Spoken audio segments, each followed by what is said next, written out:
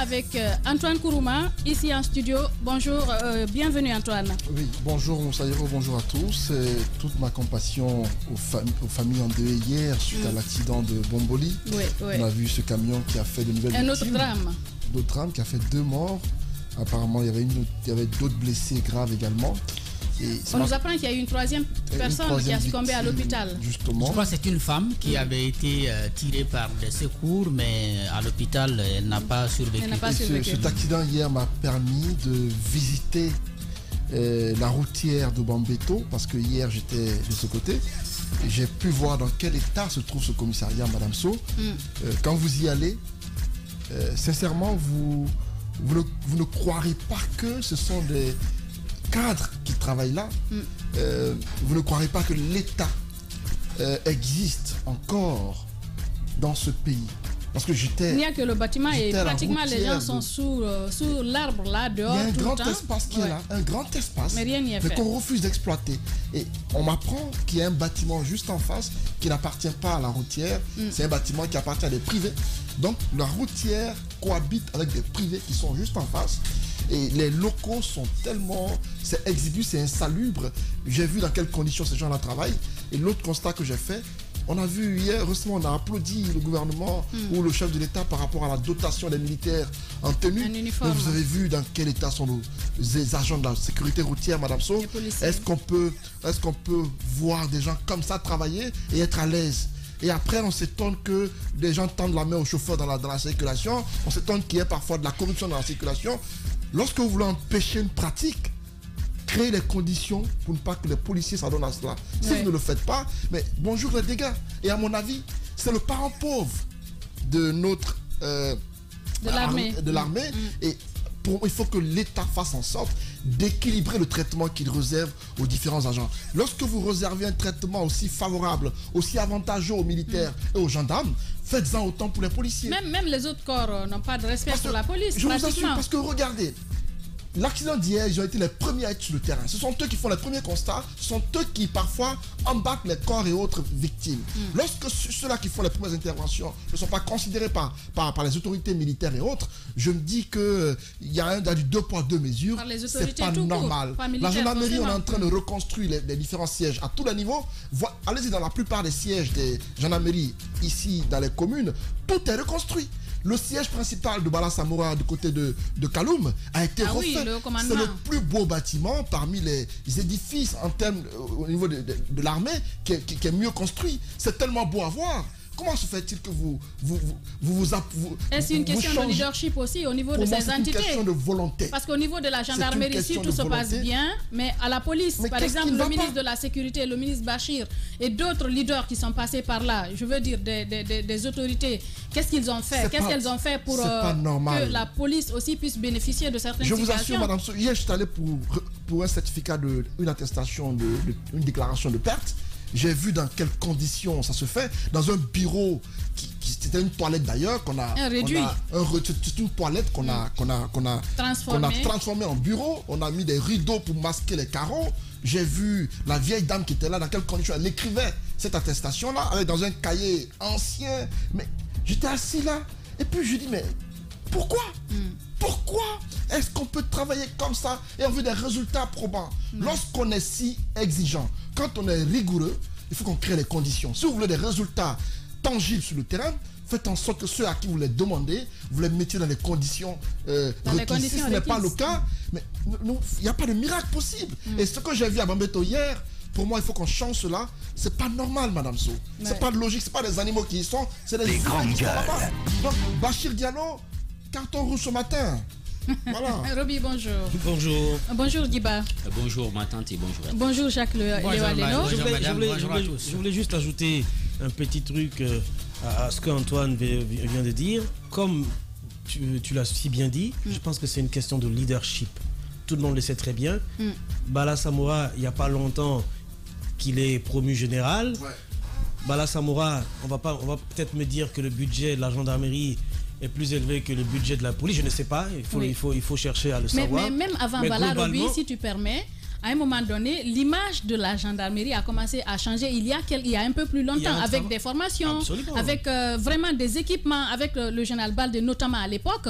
Et si ça continue, moi je pense que c'est une question de leadership. Que fait-on du côté de la police? Bien évidemment qu'aujourd'hui, lorsque vous faites le constat, vous vous rendez bien compte qu'au niveau de la gendarmerie, le leadership de Bala Samoura est un leadership éclairé. L'ambiance y est conviviale. Il est vraiment en accointance avec ses agents. Il fait le tour de toutes les garnisons quasiment tous les jours pour prendre le pouls de la situation. Et il s'occupe bien de regarder les modes vestimentaires et autres, tout a changé. Là, le haut commandement, on n'en parle pas. La garnison. Au ministère de la Sécurité, allez-y, voyez l'ambiance. Le ministre est complètement en déphasage. Même le département. Non, le ministre d'abord. Il y a un décalage. Énorme entre le ministre et son personnel. C'est le Moronaba, vous le savez. Personne ne l'ose. Absolument. Il n'y a aucune convivialité au niveau du ministère de la Sécurité. Vous y allez, tout le monde. C'est pas loin du marché Madina même. Quand vous rentrez, oui, bien sûr. Non, c'est pas.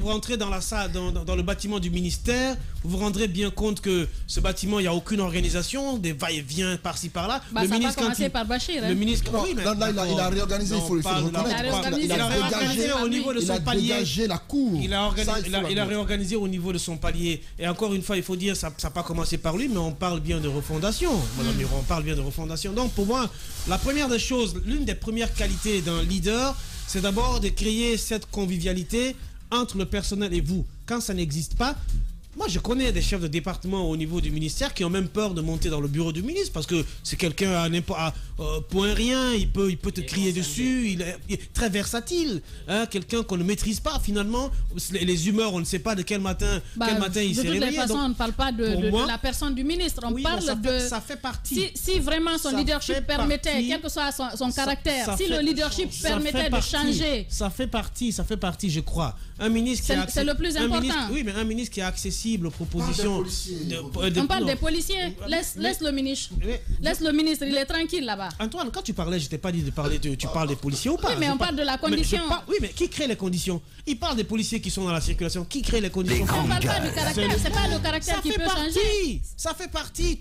C'est un ensemble. Lorsqu'un ministre n'est pas accessible aux propositions de ses cadres, comment voulez-vous que le département puisse fonctionner? Ce n'est pas possible. Aujourd'hui, si vous voulez, on va élargir le champ. On va citer plein de ministères aujourd'hui où l'ambiance est dégoûtante. Parlons des policiers. Voilà. Donc pour moi, les conditions de vie et de travail des policiers. Oui, pour moi, il y a des ça gens, commence par exemple, par là. Il faut d'abord que le ministre soit ouvert à ses agents. Il faut d'abord que les propositions venant de ces départements soient des propositions auxquelles il tient compte. Et après, un travail se fait. Je pense qu'aujourd'hui, il faut qu'il y mette la main pour que le visage de la police puisse complètement changer. Il y a des gens, par exemple, quand vous sortez à 6h pour venir à la radio, vous les trouvez sur place. Vous rentrez à 20h, vous les trouvez au même endroit. Ils n'ont pas de vie de famille. Parfois, on les insulte. Mais c'est incroyable. C'est incroyable. Sous le soleil, sous la pluie. Sous le soleil, sous la pluie. Et après, on s'étonne que ces personnes tendent la main. C'est vrai qu'on dit qu'un médecin, un journaliste, un policier, ils ont une mission de service public.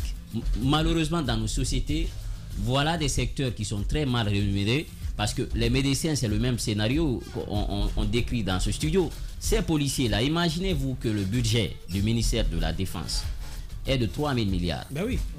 Le budget de la sécurité, c'est 518 milliards. Vous voyez le décalage? Incroyable. Et comment voulez-vous qu'avec un tel budget, qu'on puisse faire des résultats? Rien que le budget du personnel, les salaires, les salaires, ça fait 400 milliards. C'est-à-dire 500 milliards, juste le salaire, ça vous fait 400 milliards. Wow. L'investissement, c'est 42 milliards. Comment on peut investir dans un tel département? Je suis d'accord que Bachir, parfois, c'est le leadership par la force, et non par le consentement, mais pas que lui. C'est aussi la volonté du gouvernement en place. Imaginez-vous aujourd'hui avec les réformes qu'on est en train de faire dans le secteur de la sécurité globalement, mais celui de la défense, les tenues, les dotations. Ils ont supprimé même, disons, l'alimentation, les sacs de riz avant parce qu'il y avait une corruption dans le secteur. Oui. Ils reversent ça sur les salaires. Sur les soldes. Et les gens s'en réjouissent. S'en réjouissent. Oui. Et au-delà, on est en train aujourd'hui même de réfléchir sur comment on peut prendre, par exemple, puisque quand vous prenez la Caisse nationale de prévoyance sociale, il y a pour les civils, mais aussi pour les militaires. Donc, c'est de revoir comment revaloriser tout cela pour que ça ait quand même un impact positif sur le train de vie de ces hommes en uniforme. On peut faire les mêmes réformes dans le secteur de la la protection civile, de la police, parce que n'oubliez pas que il faut une formation, il faut un rajeunissement, mais il faut aussi le traitement. C'est dommage, c'est déplorable de les voir. Il y a un rajeunissement à la police, on le constate. Oui, ça a commencé il y a encore 2 ans avec le plan d'urgence que Kabila avait mis en place. Vous constatez aujourd'hui que au niveau de l'investissement, ce n'est pas assez. Donc, ces policiers qui sont là, le traitement est à revoir, mais aussi le cadre du travail. Formation aussi. La formation et le cadre du travail. Parce que Antoine parle de Bambeto aujourd'hui. Allez-y à l'intérieur du pays. Regardez les sièges à l'intérieur du pays. Moi, je suis allé à Kindia, ici tout près, au niveau de la police urbaine. Mais vous regardez le décor dans lequel ils travaillent, c'est impensable. Même si à Kindia, par exemple, on a reconstruit... Oui, il y a eu quand même, avec le projet de fête tournante, on a pu toucher certains secteurs, mais ce n'est pas suffisant. Allez-y, il y a des endroits où les policiers n'ont pas de siège. Ils n'ont pas de siège. Certains même, ce sont les citoyens qui essaient de trouver une solution pour les aider, pour les assister. Si on est dans un tel scénario, je pense que ces gens-là, ils ne peuvent pas avoir plus d'impact parce qu'ils n'ont pas de moyens. Il faut qu'on revoie cela. Lorsque vous parlez sous la pluie, et ce qui est dommage, Madame Hiro, c'est de voir des pères de famille. Moi, parfois, je suis dans la voiture, te tendre la main. Ça, pour moi, c'est insupportable parce que ces gens-là ont des enfants comme moi. Et ça, c'est insupportable. Je pense qu'on peut leur dire oui, c'est une profession sacerdotale, vous ne devez pas quémander. Mais il faut les mettre dans les conditions. Parfois, on dit que la condition. Parfois, même, on dit que le journalisme alimentaire est lié à la condition de vie et de travail du journaliste. Ouais. Et c'est valable. C'est valable aussi pour les autres. Ce témoignage, par exemple, ça c'était la semaine dernière, le week-end passé, lorsque je rentrais, il y avait des embouteillages monstres à Lambani. Madame Sow, je vous assure, c'est un policier qui tape à la vitre. Oui. Lorsque je l'ai dit, il était 20h, il me dit qu'il va jusqu'à Kagbele. Il n'a plus d'essence, il n'a plus de carburant dans sa moto. J'ai eu tellement de peine pour lui. Vous vous imaginez? Ça signifie qu'on leur donne des engins, on ne prend pas le soin de leur donner tout ce qu'il faut. Il n'y a pas de dotation. De dotation en carburant.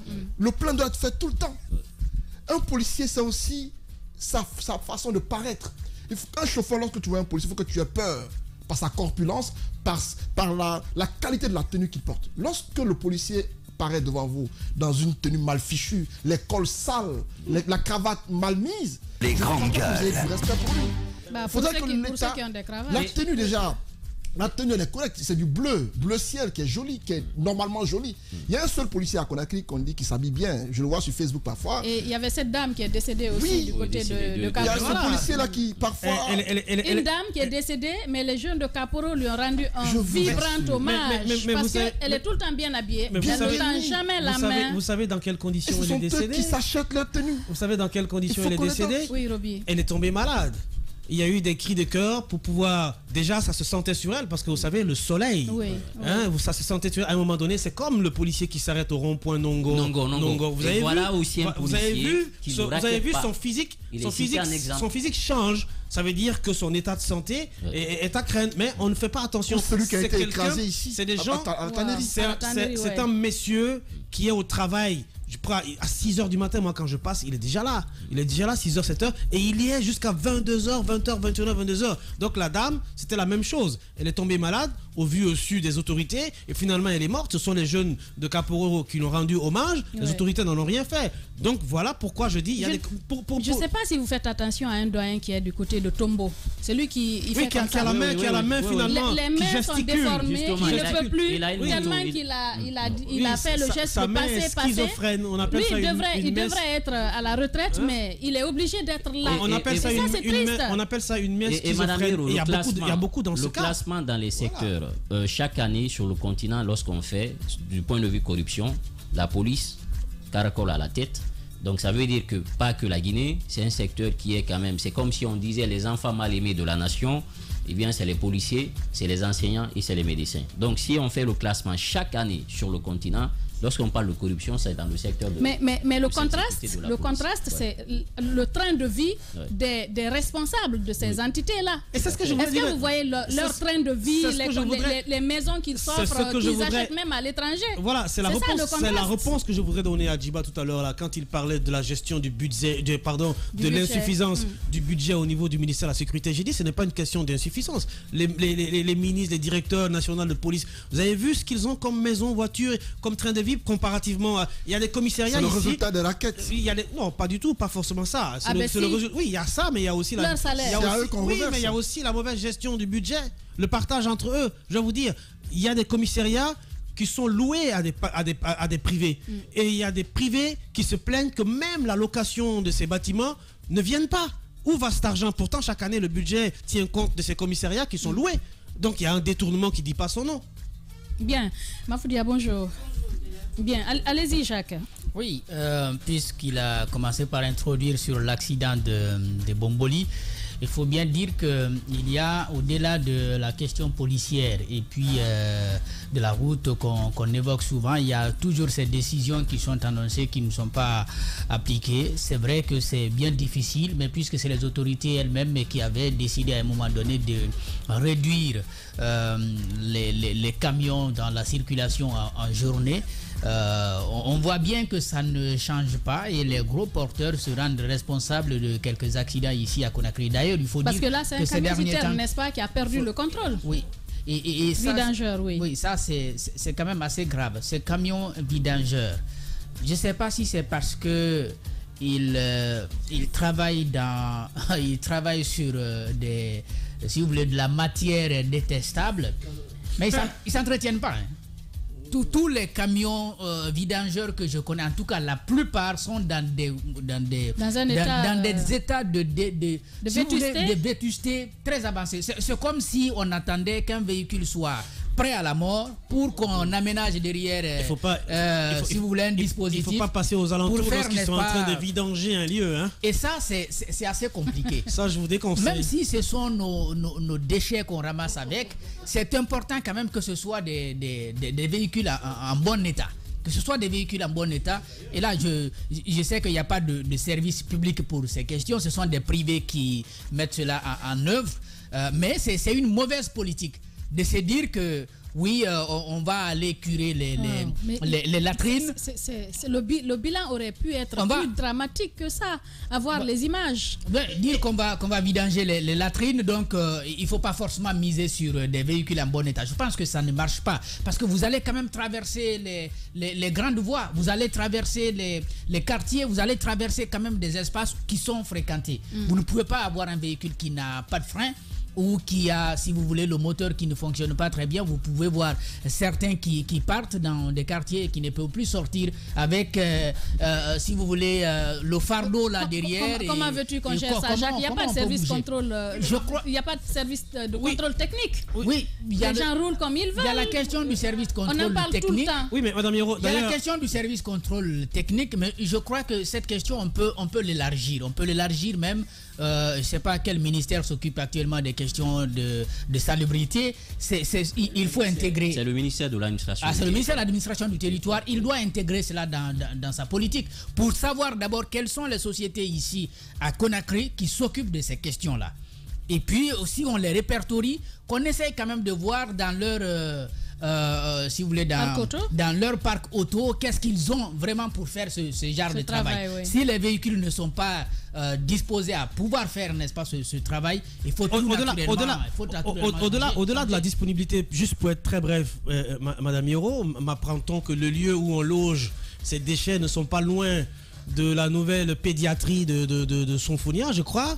Je pense qu'il faut voir l'équidistance entre l'hôpital et l'endroit où on vient déverser ces déchets, puisque c'est bien là-bas qu'on va déverser les déchets. Donc oui, là c'est quasiment derrière. Non, c'est dans la mer. Non, c'est pas dans la mer. Il y a un endroit spécialement. Sonfonia Casse. Oui, mais c'est derrière. C'est derrière là. C'est pas dans la mer, Antoine. Antoine, quand même. On peut pas déverser. Sonfonia Casse. Oui, mais c'est pas dans la mer. C'est dans la mer. Non. Renseigne-toi bien, Roby. Non. Vous pensez que c'est pour rien que la mer est sale au niveau des plages? C'est terrible. Ça provient de là.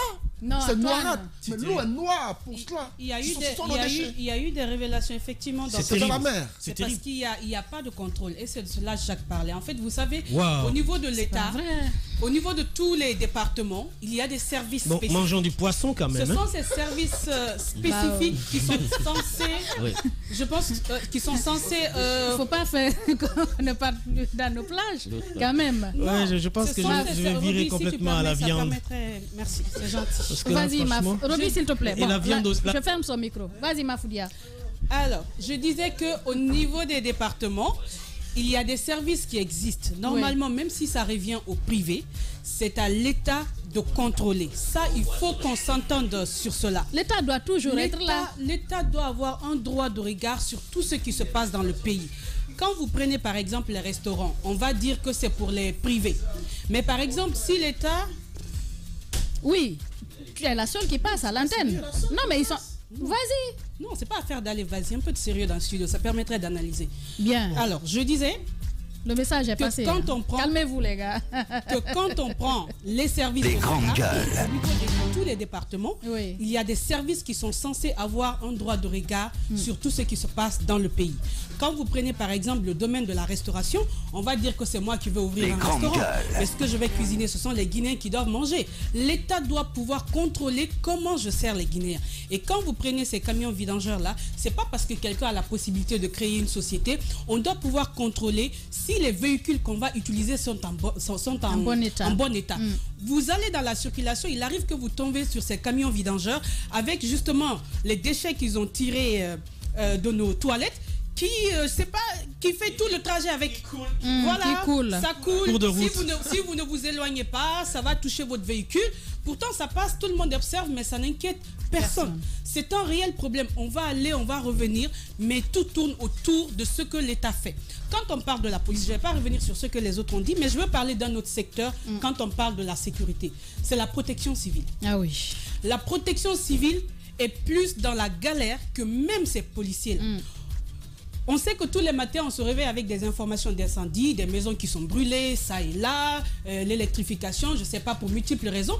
Mais lorsqu'il y a des incendies aujourd'hui, les Guinéens appellent, le service de protection civile qu'on a n'est pas à mesure de pouvoir secourir les Guinéens. Parce qu'ils n'ont pas les moyens, ils n'ont pas de carburant, ils n'ont pas de camion. La dernière fois, je recevais un monsieur qui est de ce service qui m'expliquait que c'est à l'avènement du CNRD, on les a appelés pour leur dire qu'il y a plusieurs années, qu'il y a des camions qu'on devait donner à ce service qui sont garés du côté quelque part, qu'il fallait maintenant récupérer. Pourtant, vous connaissez l'urgence. Comment comprendre que vu l'urgence, on ne puisse pas accélérer les choses pour mettre à disposition ces outils de travail? On ne le fait pas. C'est quand il y a des drames comme ça, on vient, on en parle. Peut-être le soir, il y a quelqu'un quelque part qui prend une décision juste pour qu'on dise que la personne fait son travail. Et puis après, ça disparaît. Ça ne suit absolument rien.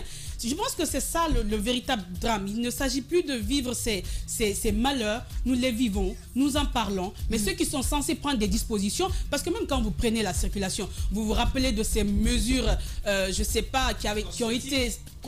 Ouais, c'est le mot. Mesures cosmétiques. On a eu l'impression que, écoutez, cette fois, c'est la bonne. On a toute la solution. Maintenant, il y a eu des problèmes liés aux moyens. Après, il y en a même qui étaient déployés sur le terrain qui disaient ne pas percevoir leur argent.